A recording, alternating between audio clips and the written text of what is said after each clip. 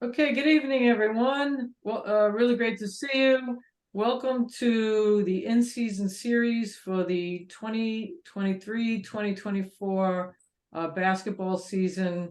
It's exciting to get started, and soon we'll be introducing our special guest. I'm really excited. We have quite a few members on tonight, so that's really great. It's really great, the first turnout of the year, to see you all.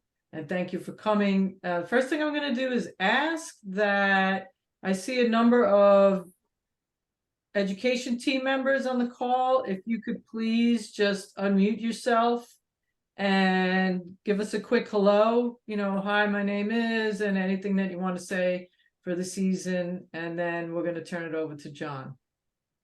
Maybe we'll start with Scott. Hi, everybody. I'm Scott Perkins. I see a lot of familiar faces on the call.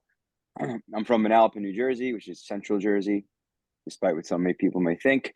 I referee numerous conferences and try to help out as much as possible, and I'm always available if anybody needs anything. Thanks, Scott.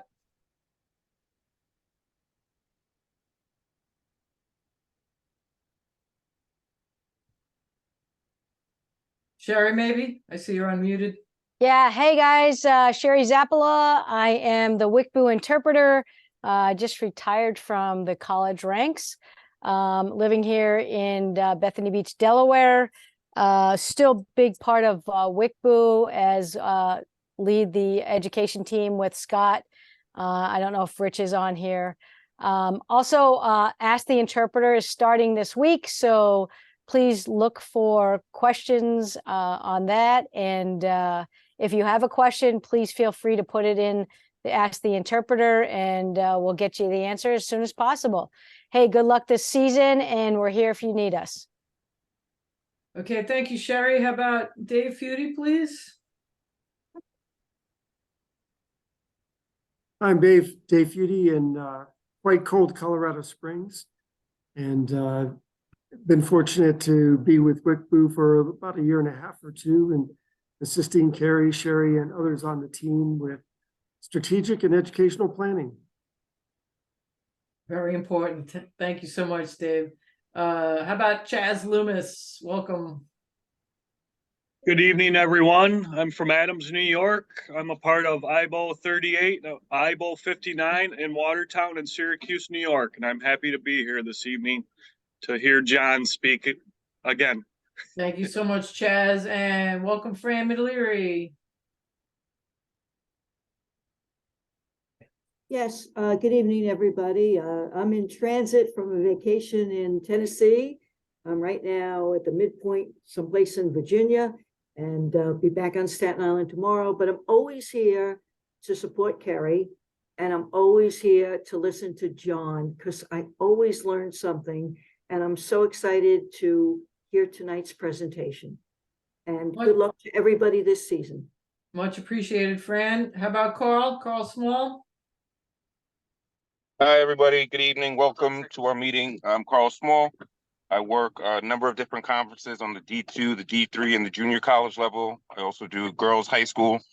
I was just actually named the national interpreter. Thank you, Sherry, for assisting me with that and getting in that position. And I'm very excited for this call, and go WICBU. Thank you, Carl. I think I got everybody from our education team. Let me introduce myself. My name's Carrie Donahue. If I don't think I said my name before. And Jim, any last minute tips for us before we introduce Jon?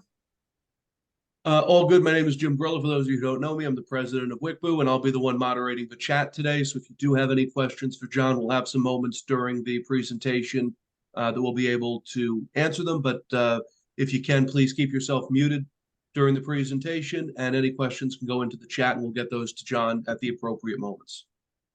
Perfect, Jim. And welcome, Jon Levinson. Jon and I are friends, honestly, almost 30 years. So that is pretty amazing. I was thinking of the numbers just before I logged on. I can't even believe it.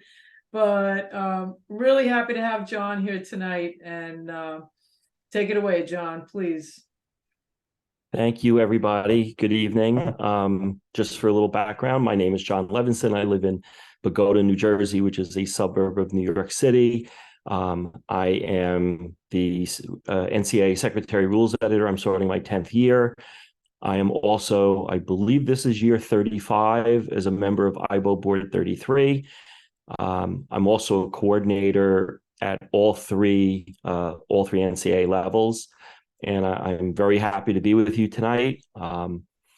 And please, like, there are no dumb questions. So, anything you want to ask, like Jim said, put it in the chat, and I'll be more than happy to answer it. And I'm sure some of you may have already, seen or heard a presentation, and I will try to use different jokes so you don't have to hear the same old stale ones that you heard the first time. So let me share my screen.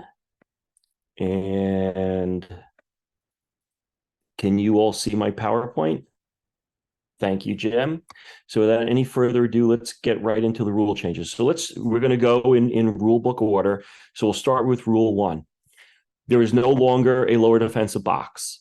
However, the tick marks, the rules committee is recommending that the tick marks on each end line remain on the playing court, and really for 2 reasons. Number 1, to assist officials with the end line spots when we talk about the 4 spots, when there's an intentionally kicked ball violation or a personal foul by the defense before the bonus that occurs in the front court. We know we either go to 28 feet or we go to the nearest of the 4 spots, 28 feet or 3 feet outside each lane line.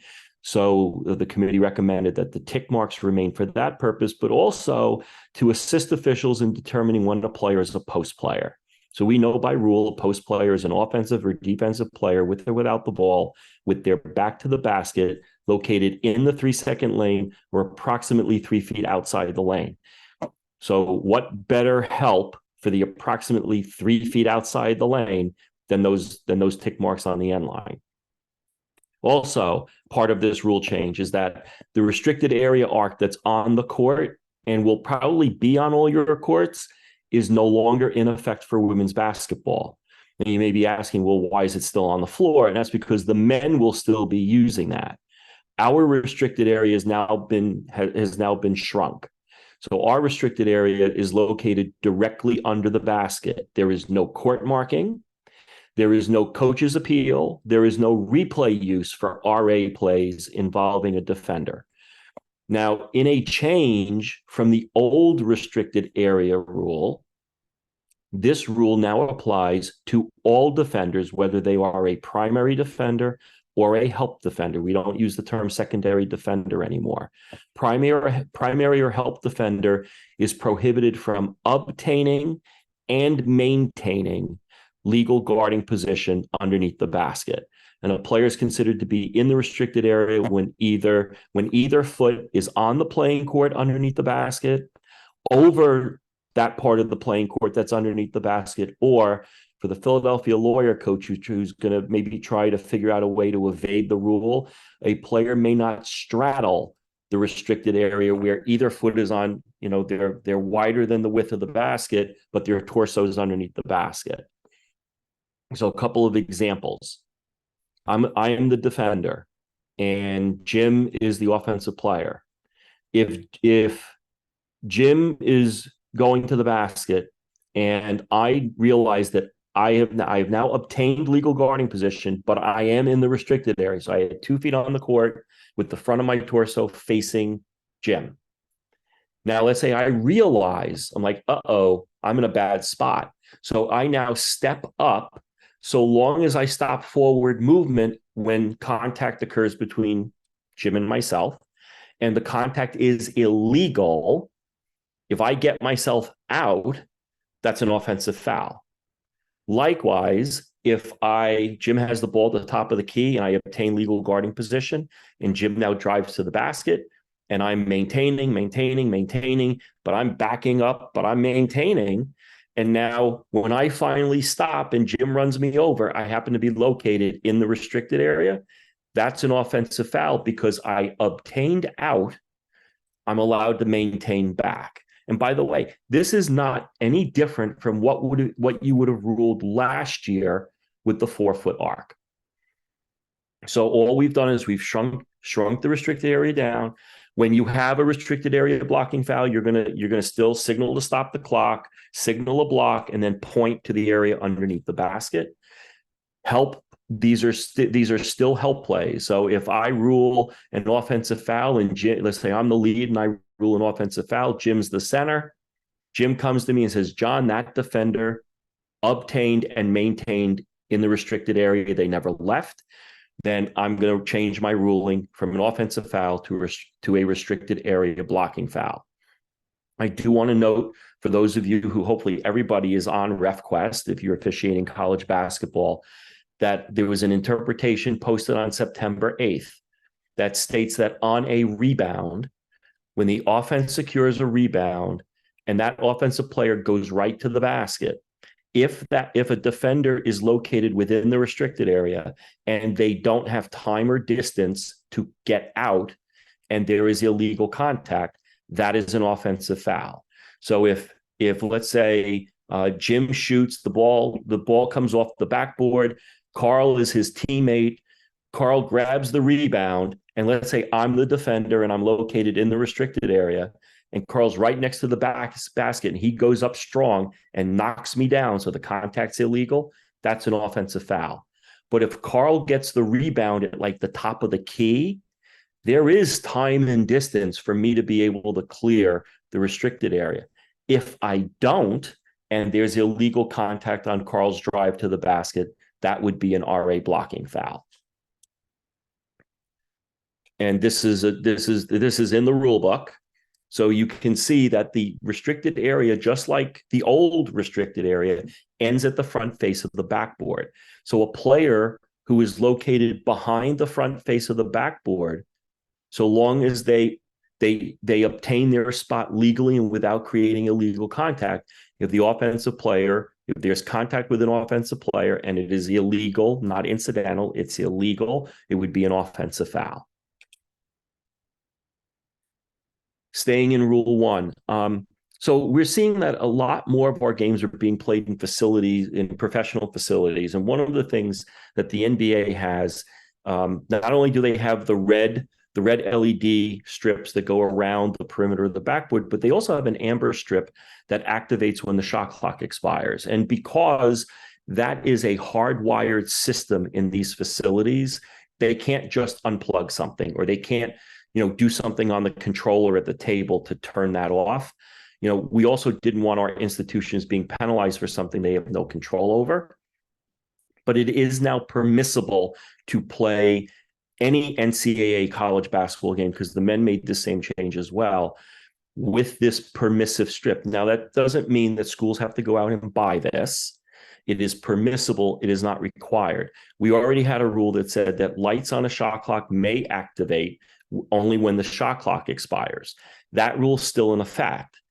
All we've done is add lights on a shot clock or an amber strip on the backboard may activate, but only when the shot clock expires. For those of you who officiated college basketball last year, the waiver that was issued regarding lights that were activating at impermissible times, that waiver is no longer in effect. We have been reminding the membership since the summer that they need to make sure that their equipment is in working order, because they will be assessed an administrative technical foul if it's not. This is where everybody groans, because it's uniforms and nobody likes talking about uniforms. But we are going to talk about uniforms, and we're going to like this conversation. So the rules committee we made changes to the uniform rule to liberalize the rule, meaning giving the schools a little bit more flexibility when it comes to uniform designs, while still protecting the sanctity of the number.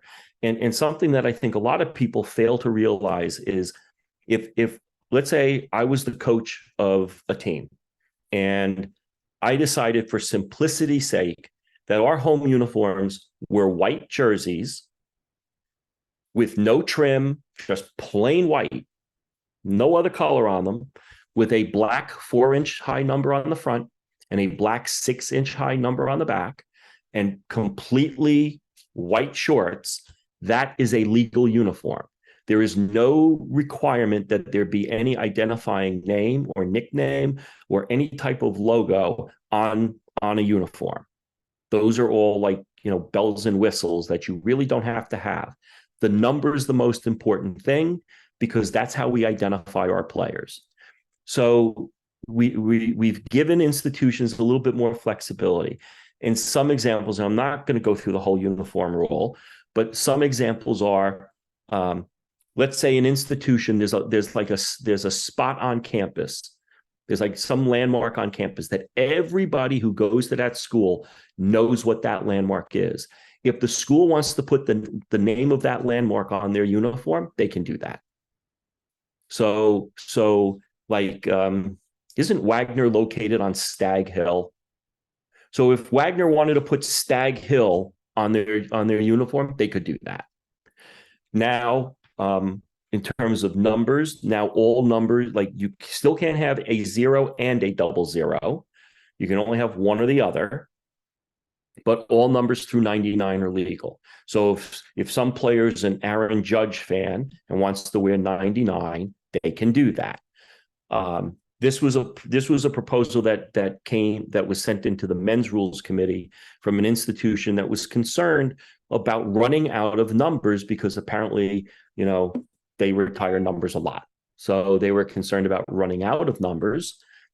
And so the men's committee approved it. And just so you all kind of have a little background, any proposal that the men are discussing at their rules committee meeting, we can adopt, even if they choose not to, we could take. And the opposite is true too. If there's any proposal that we have, they can certainly consider those as well. So we adopted this as well. And the big thing with the number change, we are not, your palms are always going to face the table when you report fouls. So like this could be 8 or this could be 85. It's going to be really important for officials to use their voice more when reporting fouls to the scorer, because they're probably going to be listening to you more than they're going to be looking at your hands. Now, the mechanics committee did not get into like, is this 8 or is this 8? Because they're actually both right. Like, you all just figure that out for yourselves, which again, if I do this for 8 and Kerry does that for 8, it's going to be really important for us to speak and say it more than, because people may be doing the numbers differently. So, it's going to be important that you're louder and really clear in communicating with your table. If you've looked at our uniforms over the last couple of years, there seems to be less and less space. Like the shoulder panel, the top of the jersey seems to be getting like smaller and smaller, like the way they're cutting it. And, we permit a lot of different things on the shoulder panel. We permit an American flag on the left front of the jersey. We permit institutional logos. We permit conference logos. We permit commemorative and memorial patches. So we permit a lot of different things. But the problem is, they were limited to the upper 5 inches of the jersey. Well, that's not a lot of space on some of these uniforms anymore. So now under this new rule, any of those logos on the front of the jersey may come down further, but they cannot be closer than 1 inch from the top horizontal plane of the identifying name or logo that's in the neutral zone. So they have a little bit more flexibility, because, the space is tight. So they have a little bit more flexibility there. Reorganized rules 123 and 124. They're now called supplemental apparel, since we've had a supplemental apparel guide for like 10 years, but this rule had been divided up into the different pieces. So now that's been reorganized. The one big thing with that is, for example, the length of the sleeves of an undershirt need not be, both sleeves don't need to be the same length. And with regard to tights, if a player wears a one-legged tight, that's okay. So that's now out. So those case plays have been removed from the book. And then the last thing, even though a couple of years ago, the technical foul penalty came out of the rule book regarding illegal uniforms, And under the current rule, the only time that you would assess a technical foul is if a team is not wearing a contrasting color. And that usually bears on the home team having to change if there's a conflict. But anything that's illegal, like a white number on a white jersey, if you go to a game and you see that, you are required by rule to report that to your coordinator. Your coordinator is required by rule to report it to the conference office. The conference office is required by rule to make that school fix the uniform ASAP, not at the end of the year, right away. So you can't not know the uniform rule because you're still the front line. And I don't think any coordinator, like if they find out in January that the team's been playing with illegal uniforms since November, your coordinator will probably not be happy about that. So don't give them a reason to be unhappy. Last piece of rule from Rule 1, it is now permissible for a student athlete to wear religious headwear without a waiver from the Rules Committee, provided it is safe for competition. So it cannot be secured with illegal objects, like they can't use bobby pins to keep it on the head. Now, there may be people on this call who work games under the NFHS code, the high school rules. While high school permits all sorts of things to be in the hair, provided the hair is worn in a certain fashion, our rule does not. So unless, and the only two religious articles that I am aware of that a female student athlete would be wearing would be a hijab worn by a Muslim student athlete, or a bandana or a scarf covering the hair if the player is a married Orthodox Jewish player, because they traditionally will cover their hair. No beads, no ribbons for the homecoming game. You can't have any of that kind of stuff in the hair, no barrettes, no bobby pins, none of those things. But religious headwear is permissible so long as it is safe for competition. So it's not going to come off, and it is not injurious to any other student athlete. Rule 2. So this was in the back of the rule book. This was the old Appendix 2. And this was based on bylaws in all 3 divisions that nobody at the competition site was permitted to possess or use tobacco products during the game. Well, the bylaws all came out, but the Playing Rules Oversight Panel, which is the body that is the overarching governing body for all rules committees, they have mandated that every NCAA sport maintain the prohibition of possessing or using tobacco products at the site of competition. And by the way, you're all prohibited from doing it as well. It's not just the players. If a player or a substitute or any team member or bench personnel, if they possess or use tobacco products during your jurisdiction, it is a disqualifying foul. They are ejected. They must immediately report to their locker room. Any vaping products that they may have fall under this rule. You're not like Inspector Clouseau, and you're not going to go try and find out like what's in the little cartridge for their vaping thing. If they just have the vaping thing on them, disqualifying foul, they're ejected. They must report to their team's locker room. When the shot clock is off, officials will no longer use a visible count for 10 seconds in the backcourt. You will now use the game clock. So when the shot clock is on, you use the shot clock. When the shot clock is off, you'll now use the game clock. So I have a play for you. A1 secures a rebound in their backcourt with 15.5 seconds on the game clock. So we know if they don't gain front court status by 5.5, it is going to be a 10-second violation. They dribble in their backcourt, and the official signals a 10-second backcourt violation with either 5.6 seconds on the game clock or 5.5 seconds on the game clock. In A, this is an inadvertent whistle because the official jumped the gun. So what do we know about inadvertent whistles in 10 seconds? Team gets a new 10. So if the official blows their whistle in error at 5.6, the officials are going to have to say that this is an inadvertent whistle. They're going to give the ball back to A at the out of bounds spot nearest to where the ball was located when the inadvertent whistle occurred. And Team A does not have to gain front court status because they get a new 10. So in essence, they can run out 5.6 seconds. At 5.5, it is a violation. And then you'll give the ball to B at the out of bounds spot nearest to where the ball was located when the violation occurred. Now, with this, let's say the official blows their whistle at 5.2 seconds and the clock stops on the official's whistle. That is not a timing mistake. So when the official is like, if the official blows their whistle at 5.2 and the clock stops at 5.2, then there is no adjustment made to the game clock because no timing mistake occurred.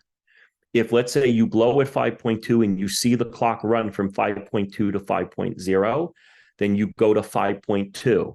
That is not a scenario where you will ever go back to 5.5. And there is, and I did put a case play in to address this as well, when the officials fail to rule the 10-second violation, now the ball becomes dead, and now they realize that they missed the violation. Much like the case play that had been in the book regarding the shot clock, I just ported it over to also address the game clock. But that's when the official fails to make that ruling. To address a situation that provided, actually, it caused an inequity to the offense. If the offense, if the shooting team, if they release a try for goal, or let's say an opponent of the shooting team fouls a teammate of the shooter while the shooter's in the act of shooting, we know continuous motion applies. When there's a defensive foul, the foul can be against anybody on the shooting team, doesn't have to be the shooter. But when we have a foul by the non-shooting team in the shooting team's front court before the bonus is in effect, and the try for goal does not strike the ring or flange, the shot clock will either be reset to 20 or will stay where it is, whatever number is higher. So if I shoot the ball, and let's say after I release the try for goal, Kerry's on the other team, Jim's on my team, Kerry fouls Jim. Bonus is not in effect. If my try does not strike the ring or flange, if the shot clock's at 25, it's going to stay there. If the shot clock is at 3, it will reset to 20, because the defense should not be able to gain an advantage by committing a foul. If the try for goal strikes the ring, then it will be a reset to 20 no matter what, because under the rule, a shot clock try ends when one of the ways a shot clock try ends is when the try strikes the ring or flange. And because my try did strike the ring or flange, that shot clock period technically ended. When I shot an air ball, it really didn't end. So, but we are now going to address the inequity. We believe that this is fair to both the offense and the defense. Now the big ticket item, faking being fouled. So there is now a definition for faking being fouled, and I want to go you're going to hear me use that phrase all the time. Faking being fouled. It's not flopping, and there is a distinction. All flops, like flops, are fakes, but not all fakes are flops. So what do I mean by that? I'm not trying to confuse you at 8:30 p.m. on a Sunday evening when everybody's probably going to be heading to work tomorrow. So let's look at the definition and then I'll parse it out. When a player simulates being fouled or makes theatrical or exaggerated movements when there is no illegal contact by committing acts such as, but not limited to, overtly embellishing the impact of incidental contact on block charge plays or attempted tries for goal. Like, there's your flop.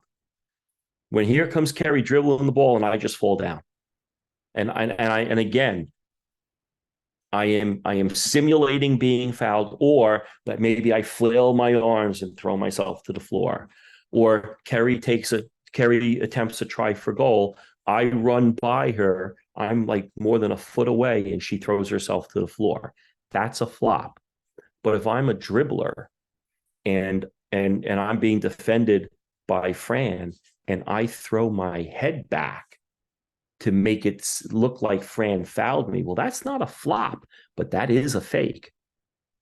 Okay. Or if a player uses any other tactics in order to create an opinion in your mind that they were fouled, but there was no illegal contact, that is faking being fouled. So this was a lengthy conversation at the rules committee meeting. We spent a lot of time. The two big things we talked about was the restricted area in the lower defensive box, and this took up 85 to 90% of the conversations we had over the 2.5 days that we met. So with this, because the committee realizes that you only have like 2 or 3 tenths of a second to make a decision whether somebody faked being fouled, each team is entitled to 1 warning the first time it happens. And so there is a signal in the back of the rule book and in the CCA manual that your arms are here and you go down. This is the signal for a fake. Don't do it 3 times. 2 is okay, but don't go past 2. This is the signal. And the signal is the warning. The signal is the warning. And you will report this is one of those warnings that gets written in the book. So you're refereeing, you see that A1 fakes being fouled. You give the signal.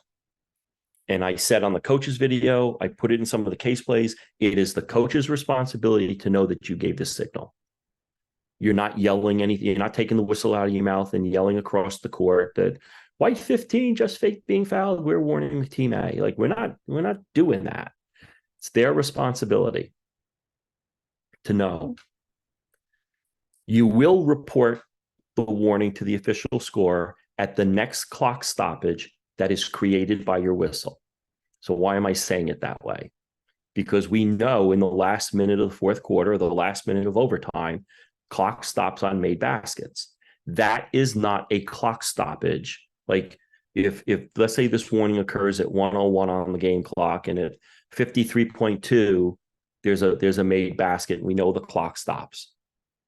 We are not blowing a whistle to report this warning. Like we're not going to interfere with play to report something to the table. Now, if during that clock stoppage you have a whistle for a foul or a violation or a timeout or a timing mistake or an injury or anything, like if you pop your whistle during the clock stoppage, that gives you the opportunity to report the warning to the scorer. Or let's say first quarter, team fakes, you give the signal, and then like 30 seconds later, A1 travels. Now you report the warning to the table. When you report warnings to the table for faking being fouled, do not tell the scorer the number of the player who did it. The coach will want to know, tell them. Do not tell the scorer, because the scorer will write this down and they will probably put it in a place that will get you into trouble with 30 seconds to go in a tie game. I don't want that for you. I don't want you with 30 seconds to go. The game may have been going great, and all of a sudden, like you're sorting through. Why are they saying this kid? Like they're saying the kid fouled out. Oh, because they erroneously put a foul next to their name when you issued the warning. So if you don't give them the number, they can't write it down. So forget what's on the slide for a second. If the team on offense has already been warned for faking and somebody on that team fakes again, this is an immediate technical foul. And I'm going to get into the type of technical in a minute. I don't want to bog us down with that just yet. So that is an immediate technical foul. So let's talk about the play where Kerry's shooting the ball. Kerry's taking a shot and she releases the try for goal, and I run past her and I don't come anywhere near, and she flails her arms and throws herself to the floor. And Kerry's team has already been warned. So what do? You blow your whistle, you go technical foul for faking. The ball goes in the basket. Well, we have a rule that says that the official's whistle does not cause a try in flight to become dead until the try ends. And the only exception to that really is an offensive foul when it fouls by an airborne shooter. In this scenario, if Kerry's try for goal goes in, the basket counts, and then you'll assess the penalty for the technical foul. So when the offense fakes, it's an immediate technical foul. When the defense fakes, and the team on defense has already been warned, and by the way, a warning, let's say you issue a warning to team A when they're on offense, the warning covers whether they're on offense or defense. It's not like one on offense, one on defense. It's just one. So now the defense fakes after they had been previously warned.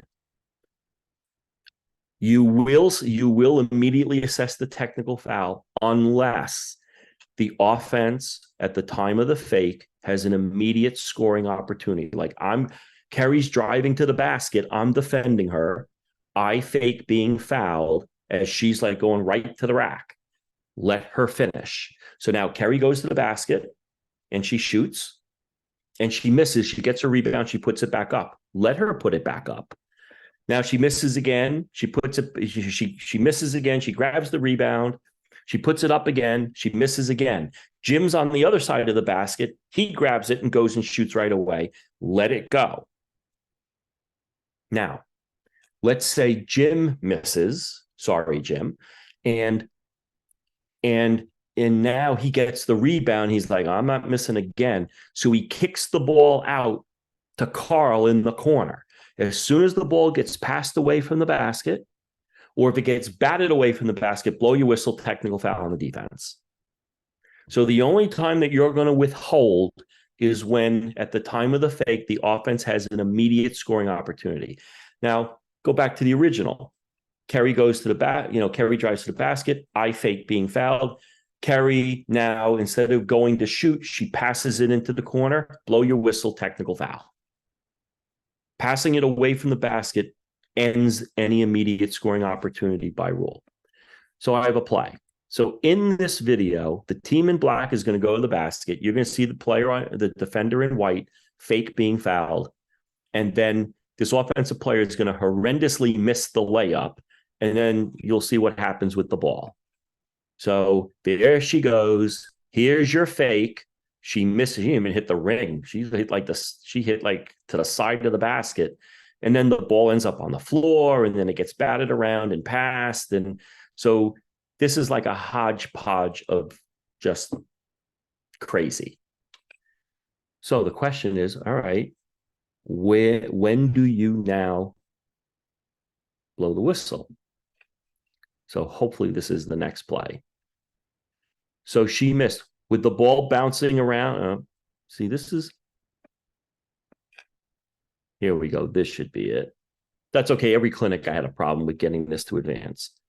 So this is once the ball bounced like that, blow your whistle, assess the technical foul to the defense. And of course, we're presuming that the defense had already been warned earlier in the game. What you don't want, we're going to let the offense keep trying to score. Now, you may have a foul on a putback, and we'll talk about what happens when there's a foul with this. We're waiting to assess the technical foul piece because we gave the warning. So I'm going to get to that in a couple of minutes. All right, I want to get past that.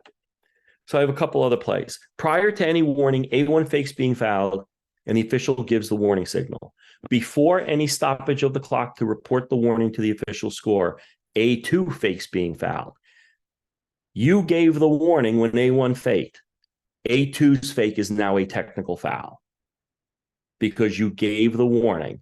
And somehow crews are going to have to somehow communicate to make sure that if you give the warning, you're somehow going to need to come up with some visual so that your partners, whatever you decide on, you got to let your partners know you gave this warning, because you could go a while before you have a clock stoppage that's created by a whistle to report the warning to the table. So you're going to have to be able to communicate amongst yourselves in these situations. So I said I wanted to hold off, and with good reason. So the technical foul is not going to be assessed to the individual who fakes being fouled. We have a brand new category of technical fouls called team technical fouls. These technicals count to the bonus, so they go up on the board as a team foul. The penalty is very familiar to all of you. 2 free throws awarded to any member of the offended team, plus awarding the ball to the offended team for a throw-in at the division line opposite the scorer's table. You can only assess a team technical foul if you've issued a warning first for one of the specific infractions. Now, there are 5 infractions. And by the way, you know all 5 because the first 4 are our delay situations from Rule 4. So if you've ever had a situation where you've issued a team warning for huddling on the playing court, when you want to put the ball in play by throw in or by a free throw, and you have a team that's not being cooperative because they're huddling on the court, and you would issue a warning to that team, you would have it recorded in the official book.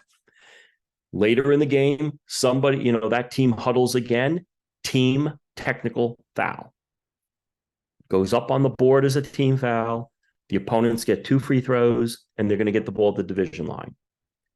The infamous liquid on the floor after a timeout, after the final horn. They're all during their timeout and they spill water on the floor and we're ready to go. Second horn went off, we're ready to go, and they're mopping up the floor. You issue a warning first. And then if that team does it again, team technical foul.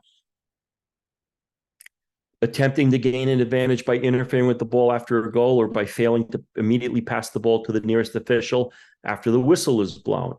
The first time that happens, warning, have it recorded in the book. The next time it happens, now last year, this was a foul you assessed to the player. Now it's a foul that will be assessed to the team. So again, like in this one, if let's say Jim's team has been warned and then Jim does this, so we assess the team technical foul, do not give Jim's number to the official scorer because that will cause you a problem later in the game. During a throw-in, if the opponents of the throw-in team have any part of their person beyond the vertical inside plane of any boundary line before the ball has crossed that boundary line, we know we issue a warning for that first. If it happens again where they break the plane, and I have a play right after this that we'll talk about, that becomes a team technical foul, but does not get assessed to the individual. And again, faking being foul. Each offense gets its own warning. So I told you I had a play. So Team A has been warned early in the game for breaking the boundary plane during a throw-in. And later on, A1 either reaches across the boundary plane and contacts thrower in B1, reaches across the boundary plane and contacts the ball, or reaches across the boundary plane but makes no contact. So in A, and this is all going to sound familiar to you, A and B will, in A, that is an intentional foul. That has not changed. Because making contact with the thrower in is a much bigger deal than just breaking the boundary plane and not contacting anything else. So A was an intentional foul last year. It's still an intentional foul. In B, if a player reached across the boundary plane and touched the ball, last year that was a player substitute technical foul. This year, it is still a player substitute technical foul. C is the only change. In C, if my team has been warned, and like we see them, they kind of do jumping jacks and then they land on the line or they cross the line, but they don't touch the ball, they don't touch the thrower in, that is a team technical foul. So the defender has to have some self-control. If they touch the thrower in, still an intentional foul. They touch the ball, it's still a player substitute technical foul. If they don't touch anything, but they did break the plane, team technical foul. Team A has already been warned for faking being fouled.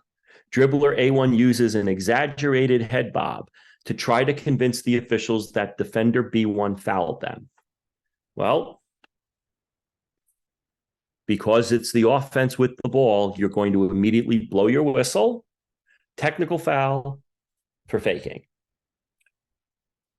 It's that easy. I have another play because some of you may work games Well, no, I'm getting ahead of myself. So let's take a look at this play. Following a team warning for faking, defender A1 fakes being fouled during B1's drive to the basket and falls to the court. The official gives the faking signal. B1 then trips over A1, and the official rules a blocking foul on A1. Team B is in the bonus. How shall this situation be adjudicated? And, 4.5 sentences here. So I got a clip. So let's take a look. So in this play, I want you to focus in the post, white 15, black 12. So black 12, white 15, fakes being fouled. And then after the fake, they end up tripping black 12. And in fact, I even have that's not what I want. I want the close-up. Here we go. So here's a close-up, fake, and then we pull them down. So in this play, let's talk about this play for a second. So for the sake of argument, if the lead, let's say the lead gave the signal, and then the lead has the blocking foul, whether you call block or a trip immaterial for our conversation. So then the lead would report the blocking foul, and then would report if this was the first time that white faked, then you're only reporting a warning to the table. But let's before I get into whether it's not the first time or not, let's say for the sake of argument that the center was the one that gave the signal for the fake, and then the lead called the blocking foul. Let's say white hasn't been warned yet. You can piggyback the warning. So the lead's going to go to the table and say, they're going to go white 15, block. Now the center can just get a clear line and report the warning themselves, or the center, since the new lead is going to be table side, the center can now tell the new lead, I just gave a warning to white for faking being fouled. And then you can just piggyback it like we do with timeouts. Okay, you can handle it that way. You don't have to take it. You don't necessarily have to take it yourself. So let's say for the sake of argument that white has already been warned earlier in the game. If let's say the blocking foul is the first foul of the quarter, then it's easy. If white's already been warned, because we're not in the bonus. So any member of black gets 2 free throws for the team technical for faking. And then black's going to get the ball to division line opposite the table. Let's say white has committed 5 team fouls already before, so black is already in the bonus. Then black 12 with nobody in marked lane spaces, black 12 would be awarded 2 free throws for the blocking foul. Even though the signal was given first, the first foul on the board is the blocking foul. Because all you did was signal. You never blew your whistle for the team technical, for the fake after the team had been warned. So the blocking foul you address first. So black 12 goes to the line, 2 free throws, nobody marked lane spaces. Then any member of black would get 2 free throws for the team technical, and then black gets the ball at the division line. Now, let's say at the time that this all went down, white had committed 3 team fouls.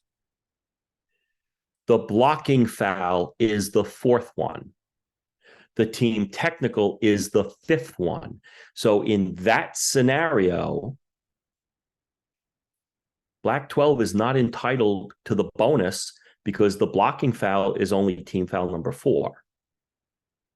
So the only thing that you would be shooting is the 2 free throws for the team technical foul, which is the 5th. That is the 5th team foul. Okay, so it's really important that, and because the reason why we do it in this order, again, just because you gave the signal, if you didn't blow your whistle for the technical foul, let's say, you might not have had time to blow it in that play. And that is kind of like an immediate scoring opportunity. So I could see withholding the whistle on the little curl, and then she gets tripped up. You don't technically assess the technical foul until after, like in this case, until the play was over. And we have a rule that says that following the free throws for a personal foul, the free throws for a team technical foul, a player substitute technical foul, a bench technical foul, an intentional foul, a disqualifying foul, and an administrative technical foul for an excessive timeout are then administered. Because we always, when you have a foul that involves possession, when you have that in a personal foul, you always deal with the foul that has possession attached last.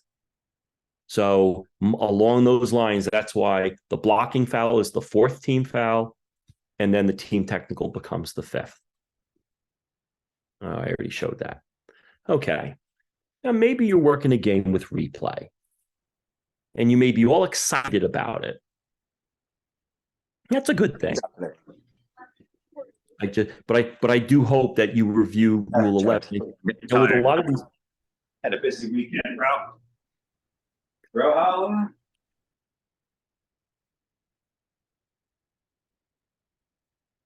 you know, I'm kind of curious as to how busy the weekend was, but I think I'm going to continue with my presentation. That was supposed to be funny. So during a replay review for a potential intentional or contact disqualifying foul by A1 against B1, the officials observed that A1 made no contact with B1 and that B1 faked being fouled. Okay, so and this could be whether the officials are going to replay on their own volition. Let's say the officials ruled a foul, or let's say that this was a review for potential unobserved intentional or contact disqualifying foul. Really doesn't matter.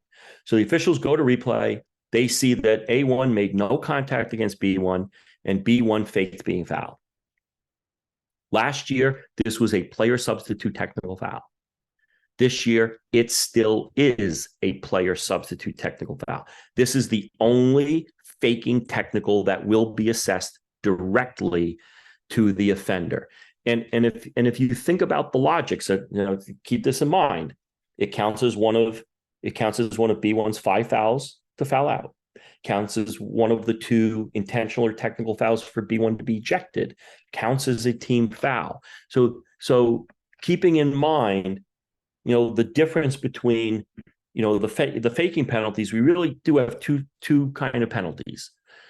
We have the no replay use. Remember, every other fake I talked about until that play was like, you got to make that decision like that on the floor.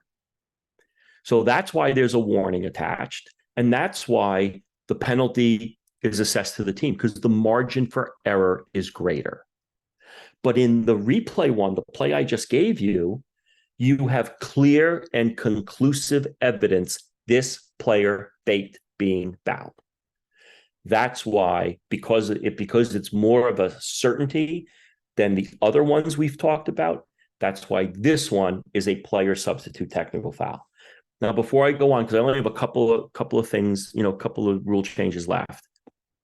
I want to talk about this because I know everybody's going to be so wound up, and it's like, every time somebody does something, we're all going to be like going like this the whole game. Your arms may hurt.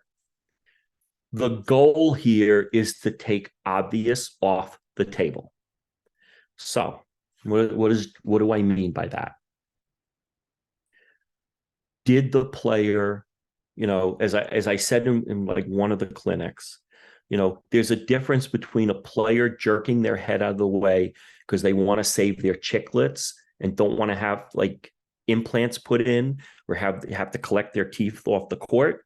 There's a difference between that and the player who maybe holds their mouth to try and convince you that they got hit in the mouth. So a player, sometimes players fall and they're not trying to fake being fouled.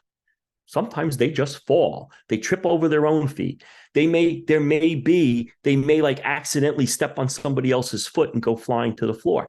That doesn't mean they faked being fouled. So, and if you don't see the whole play, what do we say in officiating all the time? If you don't see the whole play, don't put air in your whistle. Like, unless you saw start, develop, finish, unless you know for certainty, I didn't mean to do that. Unless you know for certainty that this was a fake and go back to the definition, then don't penalize it. I'd like to think that we put the fear of God into the coaches, who hopefully will do the same with their student athletes, and this won't be such a big deal. And I've already had a coordinator send me a clip from a scrimmage where the official gave the signal, and he sent me the clip, and and he said to me, "What do you have on this?" And I said, "I actually have a foul on the defense. They went into the shooter space." And they responded, "Yeah, I have that too. Not sure why." So it's everybody, with all new rules, everybody kind of gets like really uptight about it. I don't want people to get uptight about this. Okay. Like, you'll know, like, you've all been around the game. You'll know when somebody is trying to fool you. Now, keep in mind. So keep in mind this. So let's say Kerry has the ball and there's contact between me and Kerry, and I end up going down. If that is incidental contact, and now based on my actions, I either use theatrical or exaggerated movements, or I did something else to simulate being fouled, and the contact is incidental, that is a fake. But now let's say Kerry ran me over and I did that. And you call a foul. Like, if the contact is illegal, you can't have illegal contact and a fake on the same play. So, you might want to tell the kid, like, let's say you call the foul on Kerry, you might want to tell the kid, listen, I don't need your help, because if you do that on a play where the contact isn't illegal, I'm either going to have to warn your team or give your team a technical for faking. So cut that out. A nice little quiet moment during a dead ball. But please don't get all worried about this, because these plays should call themselves. They really should.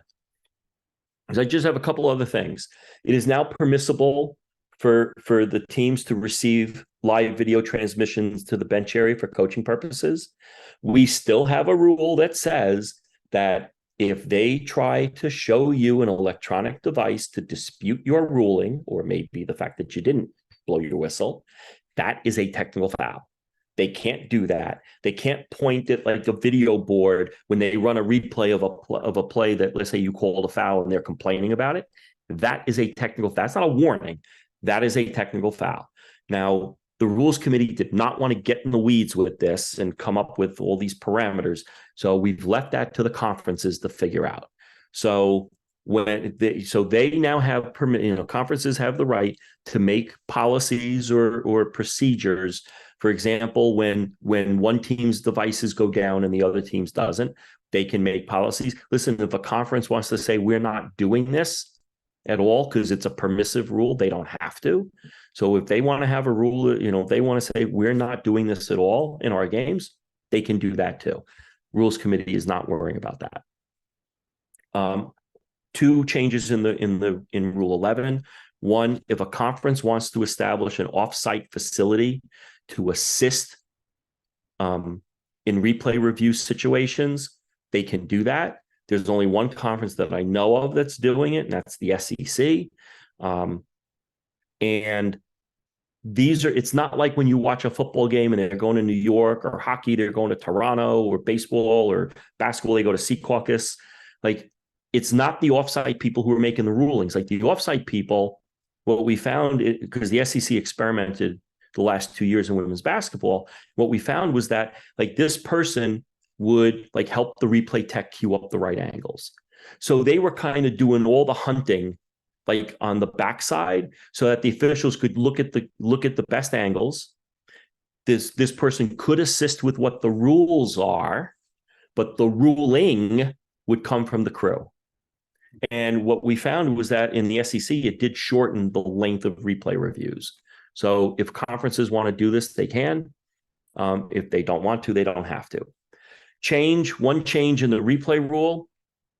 Now officials may go at any time during the game to determine, you guys can go on your own to determine whether a goal should count or not when there's an off-ball foul. Now, when you go is dependent upon who commits the foul and when it happens. So simply stated, if the off-ball foul is committed by a teammate of the shooter, let's say like an illegal screen, Because we need to know if the try was released or not, you have to go right away. You're going to have to go before the ball becomes live after the stoppage for the foul. Because if the try was released, if the opponents are in the bonus, somebody's getting free throws. But if the ball is still in the shooter's hand, then it's an offensive foul. They're not going to get free throws. So we need to know that right away. On the other hand, if the foul is committed by the opponent, so let's say an opponent pushes through a legal screen, no matter what, whether we're counting the basket or not, if the shooting team's in the bonus, then the teammate of the shooter is going to get their free throws either way. So that replay review will not take place. You're still going to signal, and the coaches have to appeal in either case before the ball becomes live. But when the foul's by the opponents of the shooting team, you're going to go with the next media timeout. So just like we do with a 2 to a 3, or whether we're counting or canceling, was the try released before the shot clock warning went off? We're doing the same thing. If you haven't had your first quarter media when this play happens, give the signal. You're going to go look at the first quarter media. If you already had the first quarter media, you're going to go at the end of the first quarter. Same thing applies in quarters 2 and 3. Let's get to fourth quarter. If you haven't had your fourth quarter media, then you'll signal, and then you'll go with the fourth quarter media. If you've already had your fourth quarter media, then you have to go before the ball becomes live after the stoppage for the foul, because there is no media timeout later. And so before somebody says, well, what about if a team hasn't called a timeout in the second half? We never assume that timeout is ever going to happen. And believe me, most of us probably just hope and pray nobody takes a timeout in the second half, so we don't have that floating media. That's supposed to make you laugh. So once you've had your fourth quarter media, you go right. If the opponents of the shooting team commit the foul, you're going to have to go right away. In overtime, the entire overtime, whether a conference uses media timeouts or not, you're still going to go right away. And that is the last rule change. So I'm going to stop sharing my screen so I can see all the little boxes on the screen. And then, Jim, are there any questions? Or, I can't imagine that I did such a fantastic job that nobody has any questions. We did have one question going back to the delays about warning for reaching over the boundary line. So can you maybe just want to clarify that piece a little bit about reaching over the line versus actually making contact with the player when you reach over? Okay, so we've warned the team. We've issued a warning to Team A. And now later in the game, somebody on Team A reaches across the boundary line. It does matter if they make contact or not. Okay? Let's say I'm that defender. If I make contact with the thrower, or I make contact with the ball, that is a significant impact to that thrower being able to execute a throw in within the 5 seconds. They're supposed to release the throw in within 5 seconds. So that is a major issue. Okay. So if I reach across and let's say Pat DeForty is the player making the throw in, if I reach across and hit Pat on the arm, that's an intentional foul. Like, the committee made no change to that. That's a big deal if I hit him on the arm, because that's going to impact his ability to make a throw in. Or I reach across and I smack the ball. Well, that might make him have to clutch and reset. So that's a significant impact, right? So that is a player substitute technical foul, as it should be. But if I'm just doing jumping jacks and I'm trying to make life miserable for him, and I happen to step on the boundary and I break the plane, that is the technical that is assessed to the team. That is the one that's going to go to the team. That is the team technical foul. So again, like if I do the jumping jacks and go across the line, don't tell the scorer my number, because we don't want them to write that down, because this foul is not assessed to me. The foul is assessed to my team. And one of the other things that came out in our conversations at our May meeting in Indy was that a lot of time, I'll be honest, I found this a little hard. There was a part of me that found this hard to believe, but then the more I think about things, the more I realized, yeah, this could happen. That sometimes these players may not even know their team had been warned for an infraction like this. No matter how clearly, like any three of you who are refereeing the game may have been to communicate this. Remember, we're dealing with 18 to 22-year-olds. Do they always listen to their coaches? We know the answer to that question, right? So if they don't always listen to their coaches, what makes you think that they're going to be paying attention when you issued a warning for either one of the 4 delays or faking being fouled? So that's why, that's why, like, these, except for like the big deal where I reach across and smack Pat on the arm or smack the ball, that's why these are going to be technical fouls assessed to the team and not the individual. Make sense? I hope. Yep, absolutely. John, just one other question here from the chat, which dealt with the situation where we have a team has committed 4 fouls. They've all in the period. They've already been warned for faking, and then they fake again. So now that fake, which is a technical, becomes their 5th team foul. Okay, so it's funny because somebody asked me this question the other day, because so the only thing that happens is we penalize the technical. Remember, it doesn't matter how many team fouls a team has. When you have a technical foul, you penalize just the technical foul. This isn't where somebody gets the bonus and the technical foul. We never penalize twice for one infraction. Okay, so it's so like a similar kind of play. I'm going in for a layup. Actually, I'm not a good choice because I stink. Scott Berkins is the PE teacher. He should be able to make a layup. So Scott goes to the basket, and as he's going to lay the ball up and in, let me pick somebody here. Raleigh Buchanan. I'm going to pick you. Raleigh Buchanan is on the other team, and he comes up behind and gives him a 2-handed shove in the back. And then the ball goes in the basket. And the official comes up and says intentional foul. And for the sake of argument, it's an intentional foul. We don't want to get into a greater argument about that.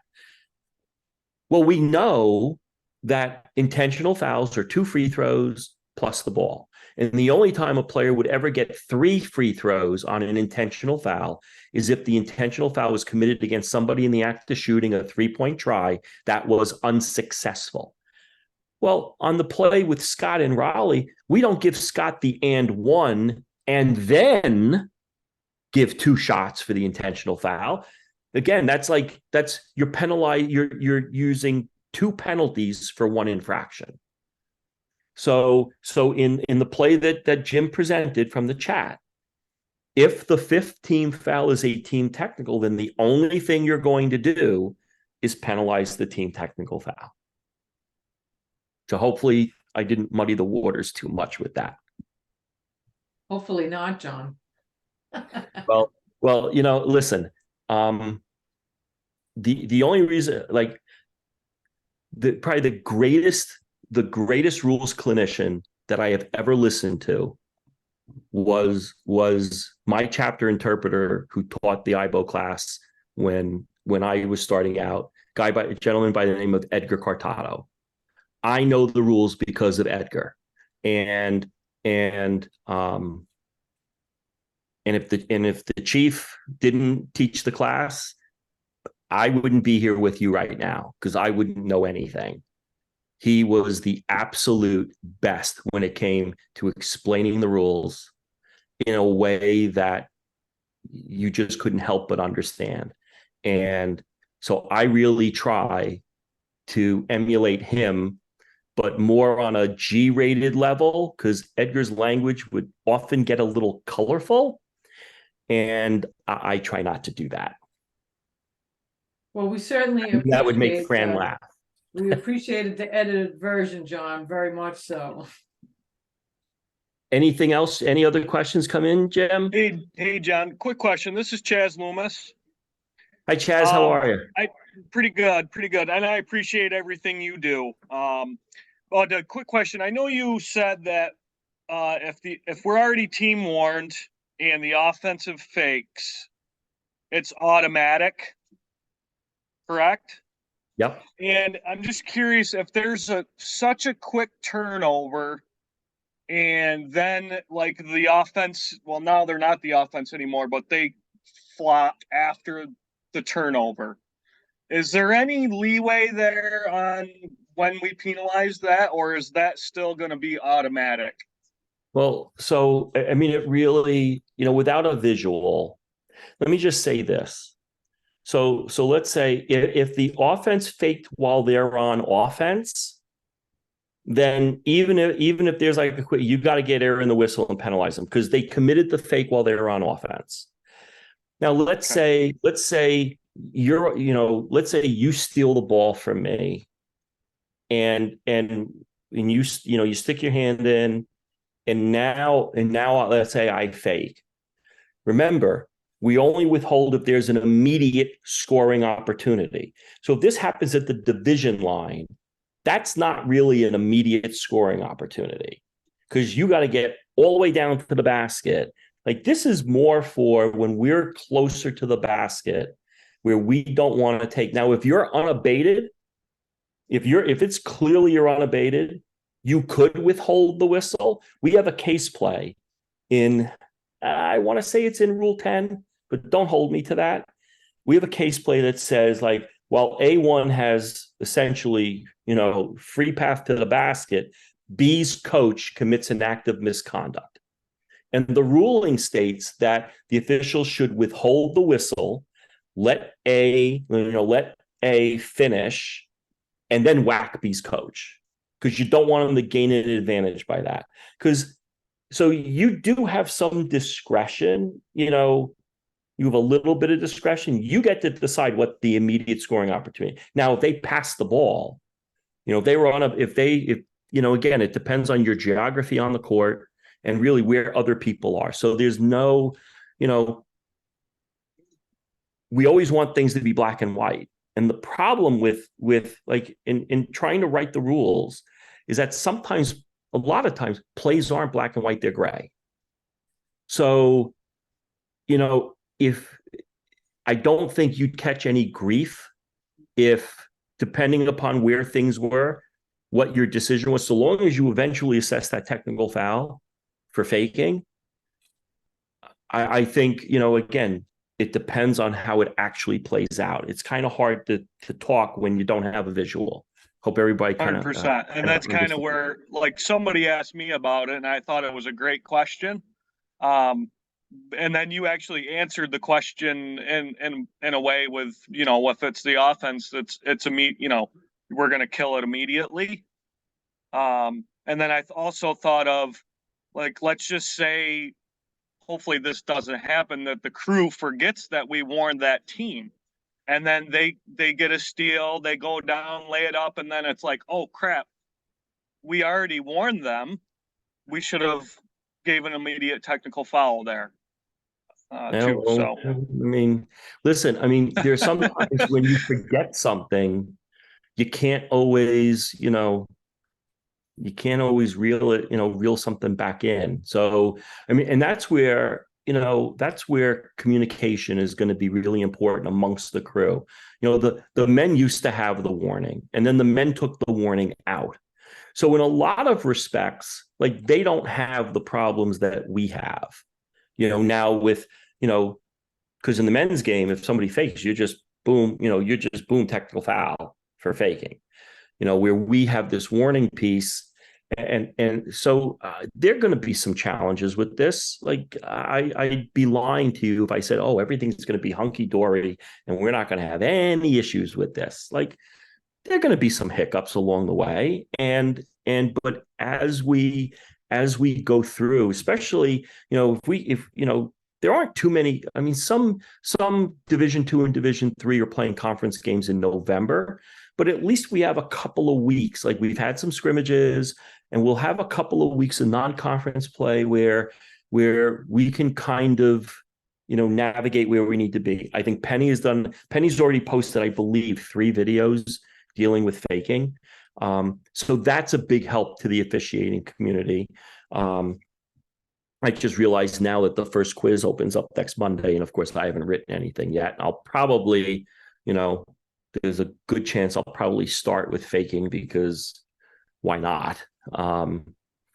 And it'll That's a be good good point, John. And that's what you're going to do this week. Everybody will look into that rule this week. We really need to wrap it up. And I know we could sit here all night long and ask questions, and we really appreciate your time, John. We know you had a very busy day, and we'd like to thank you for helping WICBU and looking out for us. And I'm really appreciative of it. We have November 12th is our next in-season series, everybody. John, tonight we had a lot of folks that have never heard you present before, so I appreciate them coming on, and to Carl Small for getting some extra viewers tonight. I really appreciate it. Have a great night, everybody. Wish you well and have a fantastic season.